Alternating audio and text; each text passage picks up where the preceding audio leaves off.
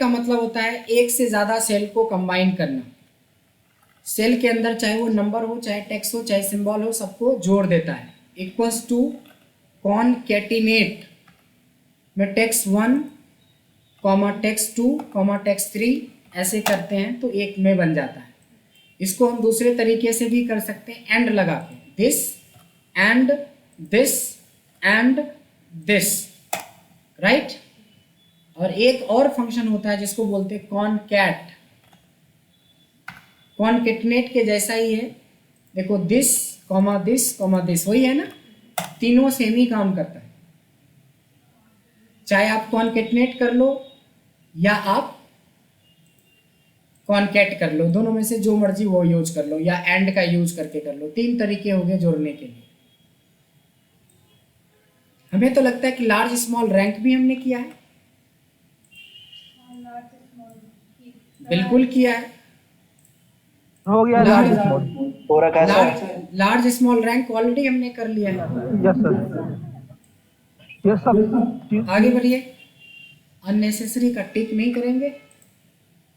आपने तो बहुत सारा टिक नहीं कर रखा है, रखा ले लिया आपने, टिक करो, ठीक है ना। तो बताइए लार्ज से क्या होता है? सर लार्ज में डेटा में मैक्सिमम वैल्यू निकलती है। अच्छा, और स्मॉल में स्मॉलेस्ट की वैल्यू निकालते हैं। और मैक्स में? सर मैक्स में इसमें सर जैसे 1 2 3 4 मतलब रैंक के हिसाब से निकालते हैं ना। एग्जैक्टली। तो ये बताना जरूरी है, जो आप बता रहे थे वो मैक्स के बारे में बता रहे थे कि सर सबसे लार्जेस्ट वैल्यू निकालते हैं। लार्ज से सिर्फ लार्जेस्ट निकालने के लिए थोड़ी, उसके लिए तो मैक्स है। तो जब आप लार्ज को एक्सप्लेन कर रहे हो तो ये बात जरूर बोलना है कि लार्ज से हम हाईएस्ट वैल्यू तो निकाल ही सकते हैं, second largest, third largest, fourth largest, position wise भी निकाल सकते हैं, सेम स्मॉल के लिए और रैंक पता है। चलिए, सब्स्टिट्यूट के बारे में किसी को कुछ आइडिया है? सब्स्टिट्यूट का मतलब होता है बदलना। आपने क्रिकेट में देखा होगा, सब्स्टिट्यूट खिलाड़ी, कोई एक इंजर्ड हो जाता है तो उसके जगह पे एक दूसरा आता है। सब्स्टिट्यूट मतलब बदलना, रिप्लेस करना। जैसे यहाँ पे लिखा है माई नेम इज ब्रजेश आनंद, मैं माई को हटा के लिखना चाहता हूं your name is Brajesh Anand, but बोलता है कि ये टाइप करके नहीं ठीक करना है, इसको यहां जाके नहीं बदलना है, जिसको सब्स्टिट्यूट से करना है। देखिए सब्स्टिट्यूट लगाएंगे, टेक्स्ट मतलब ये हो गया, ओल्ड टेक्स्ट मतलब जिस वर्ड को बदलना है, न्यू टेक्स्ट मतलब जिस वर्ड से बदलना है, दैट्स इट। इसी को बोलते हैं सब्स्टिट्यूट।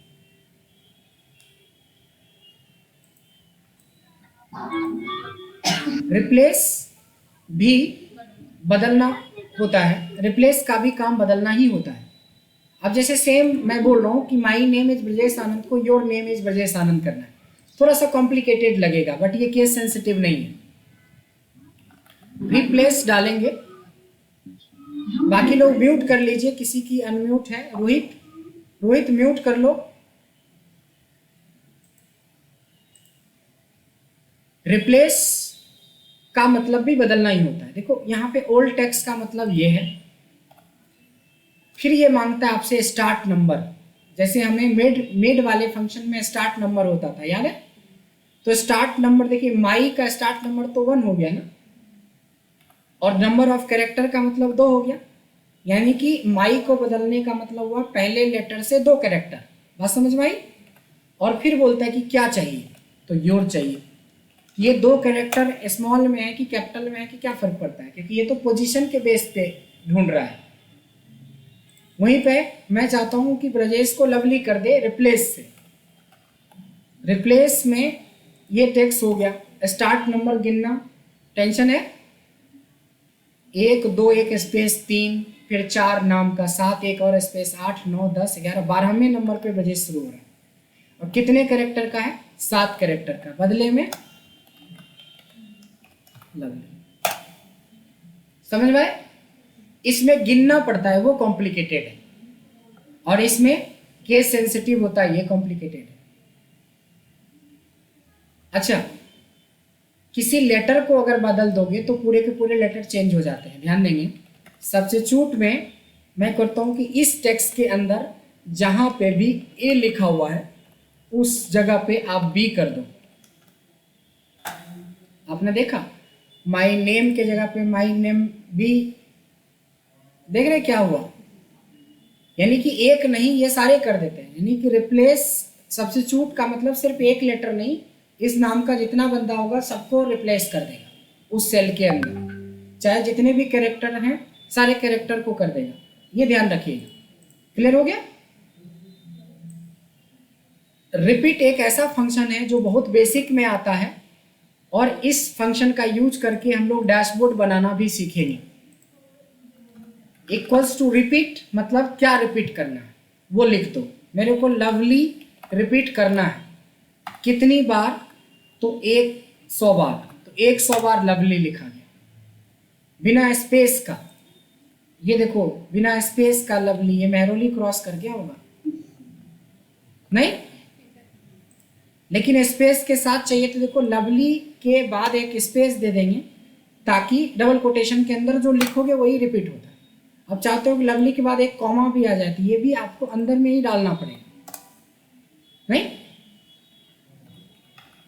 रिपीट मतलब किसको? प्रीति को नहीं। कितनी बार? 1001 बार।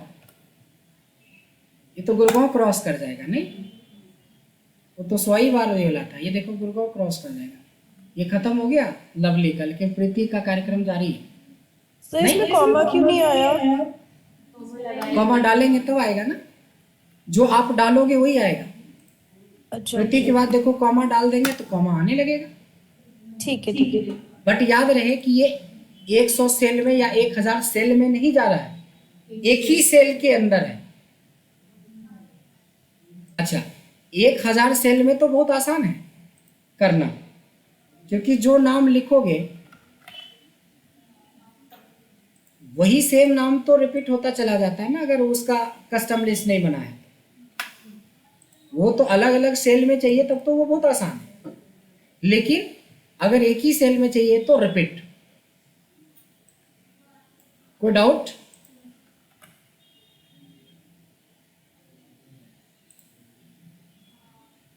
क्या नाम है इसका? एक बड़ा अटपटा सा सवाल पूछ रहा हूं। What is the difference between love marriage and arrange marriage?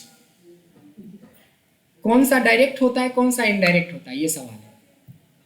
Love marriage indirect होता है या अरेंज मैरिज इनडायरेक्ट होता है? लव मैरिज क्या होता है, डायरेक्ट या इनडायरेक्ट? मतलब कभी लव नहीं किए हो क्या? नो सर, शादी के बाद ही कर ले। लव मैरिज डायरेक्ट हुआ और अरेंज मैरिज इनडायरेक्ट हुआ। लव मैरिज में आप खुद डिसाइड करते हो कौन आपका जीवन साथी होगा, और अरेंज मैरिज में आपके फुआ के, दादा के, चाचू के, भतीजा के जाके वहां जाके रिलेशन तोड़ मोड़ के जोड़ते हैं कि हाँ, बात समझ रहे हो? इनडायरेक्ट हुआ। लव मैरिज और अरेंज मैरिज में डिफरेंस क्या है कि लव मैरिज डायरेक्ट है और अरेंज मैरिज इनडायरेक्ट है। अच्छा, किसी को प्रपोज किया जाता है पहले बार तो डायरेक्ट किया जाता है या इनडायरेक्ट किया जाता है? जो किया गया करता होगा वही। देखो अगर आप 10वीं क्लास से नीचे के हो तो ऐसा प्रावधान है कि जो प्रपोज किया जाता है वो इनडायरेक्ट किया जाता है, और 10वीं क्लास के बाद आ जाते हो उस समय तक मैच्योर माना जाता है बच्चों को, तो ये डायरेक्ट ही प्रपोज करते हैं। नहीं डायरेक्टर नहीं, डायरेक्ट। बात समझ में आ रही है कुछ? 10वीं क्लास के बच्चों को देखोगे कि अगर किसी को कोई पसंद करता है ना तो डायरेक्ट नहीं बोलता है, क्योंकि मार खाने का चांस ज़्यादा रहता है, उसमें पिटने का चांस पूरा रहता है। तब वो किसी और को बोलेगा कि तुम बताना कि वो मेरे को तुमको बहुत पसंद करते हैं। नहीं, ये हुआ इनडायरेक्ट। और जब जॉब करते हो, साथ में काम करते हो, तो किसी का जरूरत नहीं होता है, सीधे 15 दिन काम किया, 16वें दिन प्रपोज, 17वें दिन शादी का डेट फिक्स, 18वें दिन छुट्टी पे चले गए। नहीं, ये हुआ डायरेक्ट। जसकरण मैम हाँ जी सर। क्लियर है ना? हाँ जी हाँ जी। हाँ गुड। सो क्वेश्चन है कि देखो ये एग्जांपल हमने इसलिए दिया कि आप बहुत जल्दी समझ जाओगे डायरेक्ट और इनडायरेक्ट का मतलब। यहाँ पे मेरे पास एक डेटा है, ठीक है, एक डेटा है मेरे पास।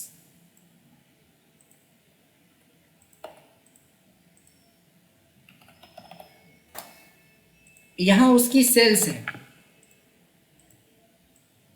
ध्यान से देखेंगे, बहुत इंपॉर्टेंट चैप्टर है, बहुत सारा काम आपका आसान होने वाला है।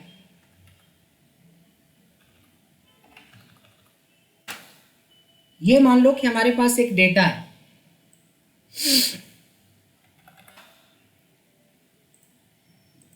मेरा क्वेश्चन है, अगर मैं ये बोलूं कि जिसका मैं नाम यहां पे लिख दूं, ध्यान देना, और जब आप डेटा वैलिडेशन पढ़े हो तो मैं नाम लिखूं भी क्यों, ड्रॉप डाउन लिस्ट बना लेते हैं। देखिए एक साथ ऐसे होता है कि कोरिलेट करके पढ़ना। हमने कुछ नाम लिख लिए, ये नहीं, कुछ नाम लिख लिए,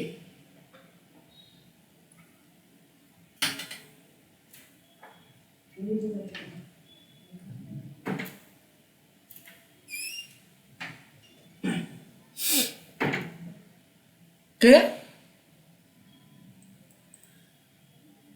अब मैं ये चाहता हूं कि जिस बंदे का नाम यहां पे मैं लिखूं उसका टोटल सम आ जाए। मतलब अगर मीनाक्षी करेंगे equal to sum of Meenakshi, किधर है, इधर है, ये डेटा सेलेक्ट करोगे ना। अगर मैंने बोला महेश, तो सम ऑफ महेश का डेटा, ये क्या हो रहा है, आंसर हमारा सम निकल रहा है, ठीक है। नेम मैनेजर पढ़े हैं, नेम मैनेजर पढ़े हैं, हाँ जी सर। इसका नेम मैनेजर बना लेते हैं सबका। कहाँ जाएंगे, क्या, नहीं नहीं, सारे बनाने, ब्रजेश का, एलिना का, अमरदीप का, संडे मंडे सबका। कहाँ जाएंगे प्रीति, नेम मैनेजर 4 तरीके से बताया था ना, एक नेम बॉक्स से, रिफाइंड नेम से, तो जिसमें सारा बन जाता है वो किससे बनता है, कहाँ रहता है वो, फॉर्मूलाज के अंदर क्रिएट फ्रॉम सिलेक्शन, ठीक है। ये भूल गए सारा है। अब देखो क्या होगा कि अगर मैं लिखता हूं सम ऑफ महेश, थोड़ा सा आसान हुआ काम, सम ऑफ मीनाक्षी, थोड़ा सा काम आसान हुआ, सिलेक्शन करने का टेंशन कम हो गया। बट मेरा क्वेश्चन ये थोड़ी ना था, मैं तो बोला कि मैं यहां सुनील लिखूं तो सुनील का सम आ जाए। आप सम ऑफ सुनील ही तो लिख रहे हो आप,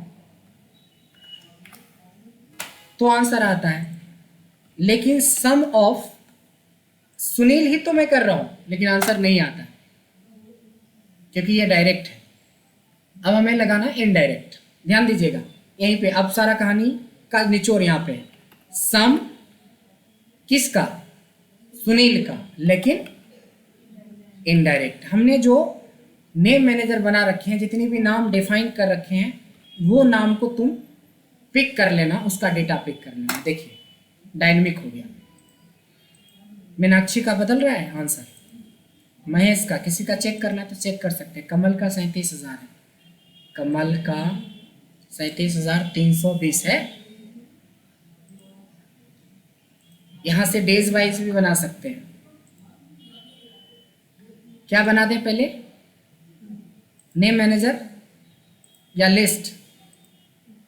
नेम मैनेजर तो बना ही चुके हैं, एक ही बार में बन जाता है ना, दोबारा थोड़ी ना बनाना पड़ेगा। नहीं, मेरा क्वेश्चन यही है कि अगर मैं ट्यूसडे सेलेक्ट करूं तो ट्यूसडे का डेटा सम ऑफ, ऐसे मैनुअली आपको ट्यूसडे ऐसे सेलेक्ट करना पड़ता, इसके बाद आया कि नेम मैनेजर बना लिए तो ट्यूसडे ऐसे सेलेक्ट करना पड़ा, तभी आंसर आ गया, बट डायनेमिक नहीं हुआ क्योंकि इससे कोई कंसर्न नहीं है।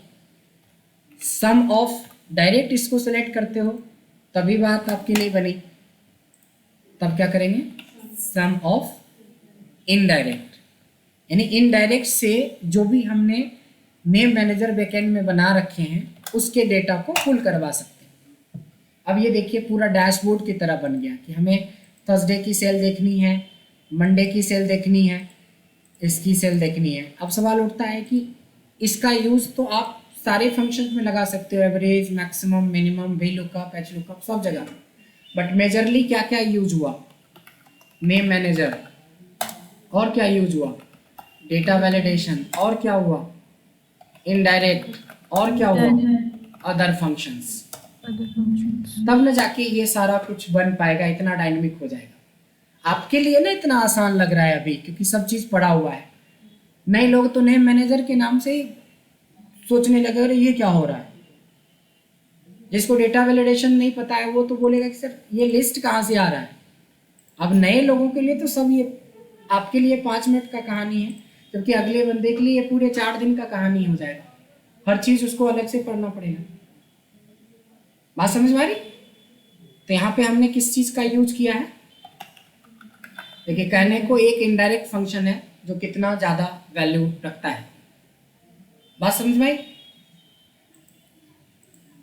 इनडायरेक्ट समझ में आ गया? हाँ जी एड्रेस, सर। एड्रेस का क्या मतलब होता है कि जिस सेल में हम होते हैं उस सेल का ये एड्रेस बताता है। E32 याद है? इस सेल का एड्रेस क्या है, इस सेल का एड्रेस क्या है? एड्रेस एक फंक्शन है जो हमसे रो नंबर मांगता है। इसका रो नंबर क्या है? रो नंबर क्या है? रो नंबर मांग रहा है तो ई थोड़े ना हुआ रो नंबर। रो नंबर क्या है? जस्ट करें 32 पे है ना सर ये? हाँ तो रो नंबर क्या हुआ?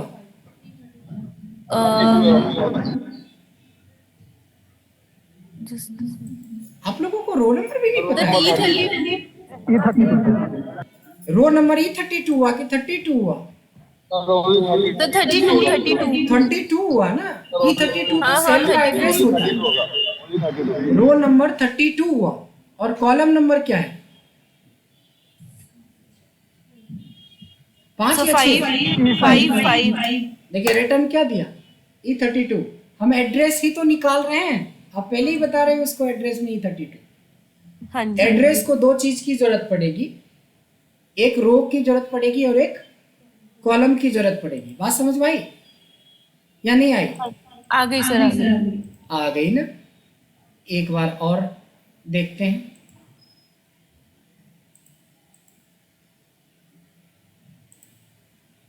ये एक सेल है, इस सेल का एड्रेस मेरे को पता करना है।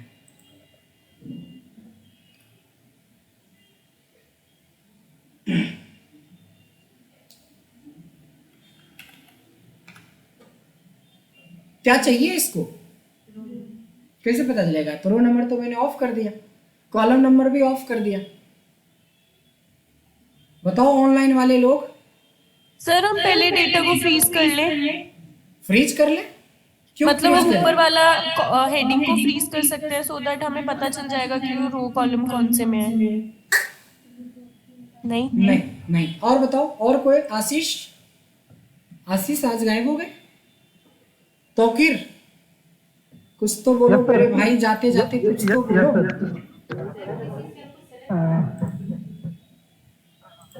हम्म,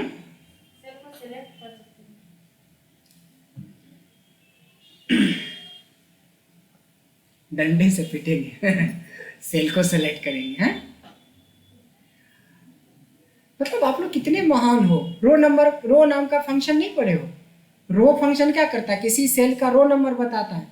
तो रो नंबर चाहिए तो रो ऑफ दिस, इस सेल का रो नंबर हमें मिल जाएगा।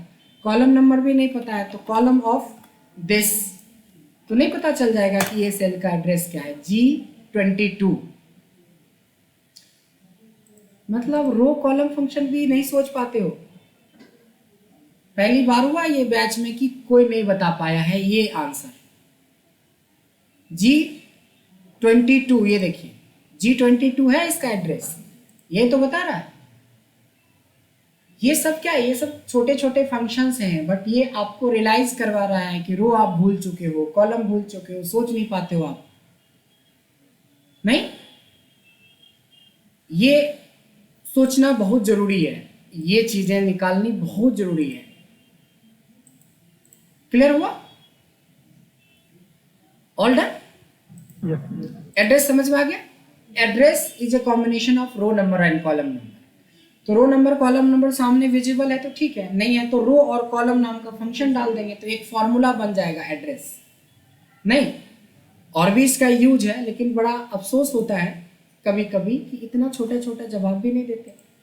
अभी मैं पूछ रहा था कुछ और पीछे, हाँ कुछ रो नंबर पूछा था कि इसका रो नंबर क्या है, तो कोई बोल रहा है D32, कोई बोल रहा है कुछ और, जबकि 32 था ना रो नंबर। वैल्यू ट्रांसपोज तो आप लोगों को पता ही है क्या होता है। ट्रांसपोज वी लुकअप में खूब देखे थे। वर्टिकल डेटा को, यस, दोनों करता है। वर्टिकल डेटा को हॉरिजॉन्टल भी बना देता है, हॉरिजॉन्टल को वर्टिकल भी बना देता है। कॉपी कर लो, पेस्ट स्पेशल में जाओ और ट्रांसपोज कर दो, ये हो जाता है। अगर ये वाला डेटा है तो इसको कॉपी करो, जहाँ रखना है कर्सर रखो, पेस्ट स्पेशल में जाओ और ट्रांसपोज कर दो। ट्रांसपोज पेस्ट स्पेशल का एक पार्ट है, नहीं, बट ट्रांसपोज एक फंक्शन भी है। कैसे लिखोगे ट्रांसपोज? क्या लिखेंगे? ट्रांसपोज एरे सेलेक्ट कर लो, क्लोज कर दो, एंटर कर दो, हुआ वही काम। इक्वल्स टू ट्रांसपोज एक फंक्शन है जिसमें आप एरे को सेलेक्ट करते हो और एंटर मारते हो, हुआ वही काम। यानी आप फंक्शन से भी निकाल सकते हो ट्रांसपोज और मैनुअल पेस्ट स्पेशल से भी निकाल सकते हो। दोनों में फर्क क्या है कि अगर इसको डिलीट करोगे तो देखो डिलीट नहीं होगा, जो आप फॉर्मूले फंक्शन से लगाते हो, लेकिन जो मैनुअल करते हो उसको जब मर्जी जो चाहिए डिलीट कर सकते हो। देखो यहाँ डिलीट किया है इसलिए यहाँ पे डिलीट, इस पे इफेक्ट पड़ा। देखो ये देखो, देख रहे हो ट्रांसपोज लगा हुआ है, ये पेस्ट स्पेशल से डिलीट हो गया आराम से। ट्रांसपोज समझ में आ गया?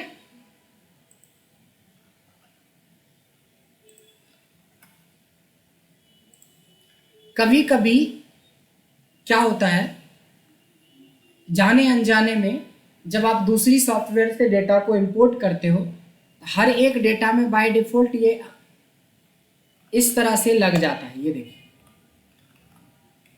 अपोस्ट्रोफिस एस, जिसको बोलते सिंगल कोटेशन, इन्वर्टेड कॉमा लग जाता है हर एक डेटा के अंदर। प्रॉब्लम तो तब होगी, अभी तो ये एरर भी दिखा रहा है, इसमें क्या रहेगा, एरर इग्नोर किया हुआ रहेगा, मतलब ये बिल्कुल नंबर की तरह दिखेगा। अगर इसकी सम करोगे तो सम नहीं होगा, दिखने में ये नंबर है बट ये नंबर है ही नहीं, सम नहीं होगा। कोई ऐसा डेटा जो दूसरी सॉफ्टवेयर से लाया गया है बाय डिफॉल्ट वो टेक्स्ट में स्टोर हो गया, मतलब है ये नंबर बट उसके आगे अपोस्ट्रोफिस एस लग गया ना, इन्वर्टेड कॉमा, तो टेक्स्ट बन जाता है। ऐसे स्पेशल केस में एक फंक्शन होता है वैल्यू, जो इस वैल्यू को एक्चुअल वैल्यू में कन्वर्ट कर देता है। आपको दिखने में कोई फर्क नज़र नहीं आएगा, लेकिन आप अगर सम करोगे इसका, जब वैल्यू लगा दिया था तो इसका सम होगा, ये फर्क होता है।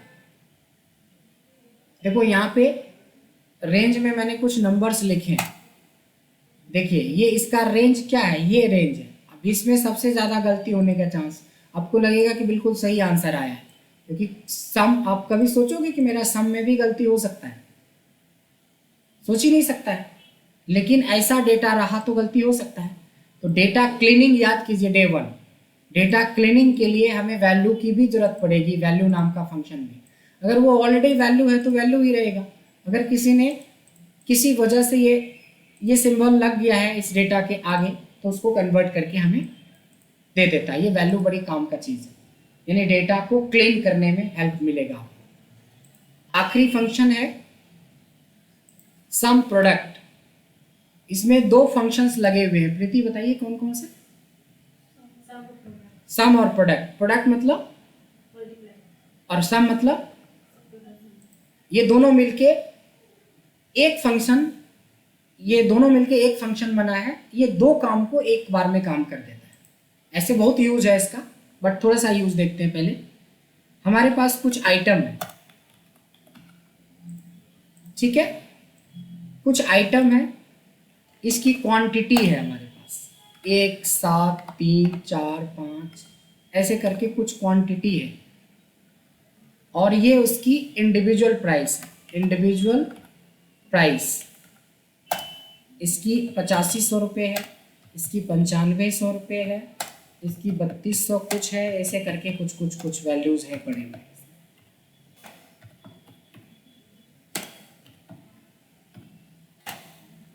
आपको बोला जाएगा कि अगर सारे आइटम खरीदे जाए तो कितना पैसा लगेगा, तो बोलेंगे सर इसमें करना क्या है, जितनी एक पीस की कीमत है उसको जितने पीस की रिक्वायरमेंट से गुना कर देंगे।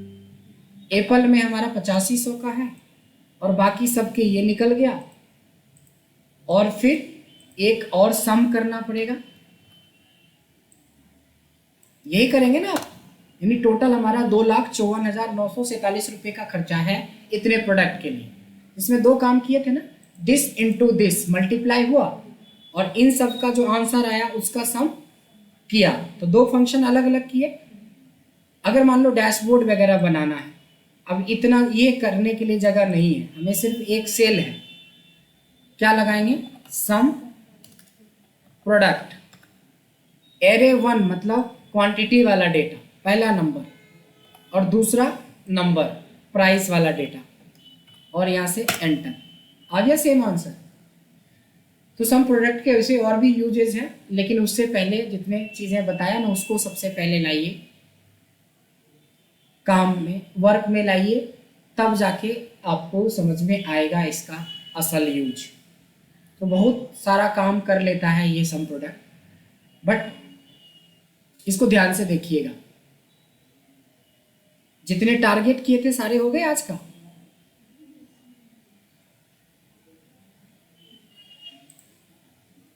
टाइम भी हो गया।